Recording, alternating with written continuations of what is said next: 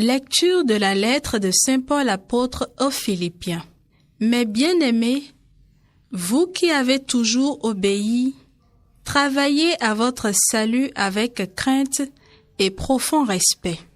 Ne le faites pas seulement quand je suis là, mais encore bien plus maintenant que je n'y suis pas. Car c'est Dieu qui agit pour produire en vous la volonté et l'action selon son projet bienveillant. Faites tout sans récriminer et sans discuter. Ainsi vous serez irréprochables et purs, vous qui êtes des enfants de Dieu sans tache au milieu d'une génération tortueuse et pervertie, où vous brillez comme les astres dans l'univers, en tenant ferme la parole de vie. Alors je serai fier de vous quand viendra le jour du Christ. Je n'aurai pas couru pour rien, ni peiné pour rien. Et si je dois verser mon sang pour l'ajouter au sacrifice que vous offrez à Dieu par votre foi, je m'en réjouis et je partage votre joie à tous. Et vous, de même, réjouissez-vous et partagez ma joie. Le Seigneur est ma lumière et mon salut.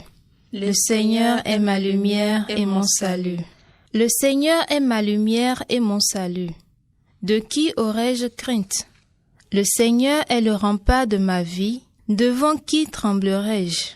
Le Seigneur est ma lumière et mon salut.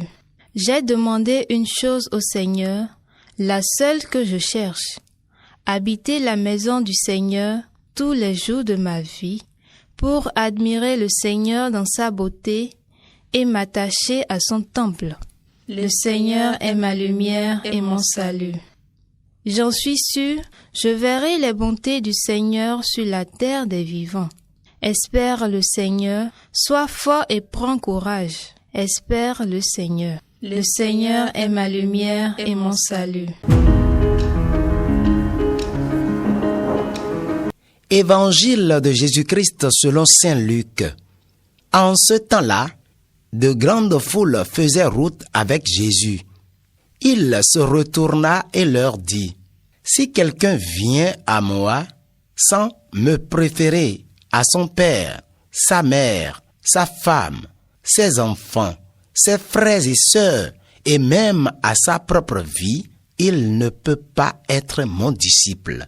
Celui qui ne porte pas sa croix pour marcher à ma suite ne peut pas être mon disciple. Quel est celui d'entre vous qui, voulant bâtir une tour, ne commence par s'asseoir pour calculer la dépense et voit qu'il a de quoi aller jusqu'au bout? Car si jamais il pose les fondations et n'est pas capable d'achever, tous ceux qui le verront vont se moquer de lui. Voilà un homme qui a commencé à bâtir et n'a pas été capable d'achever. Et quel est le roi qui, partant en guerre contre un autre roi, ne commence par s'asseoir pour voir s'il peut, avec 10 000 hommes, affronter l'autre qui marche contre lui avec 20 000. S'il ne le peut pas, il envoie pendant que l'autre est encore loin une délégation pour demander les conditions de paix. Ainsi donc, celui d'entre vous qui ne renonce pas à tout ce qui lui appartient ne peut pas être mon disciple.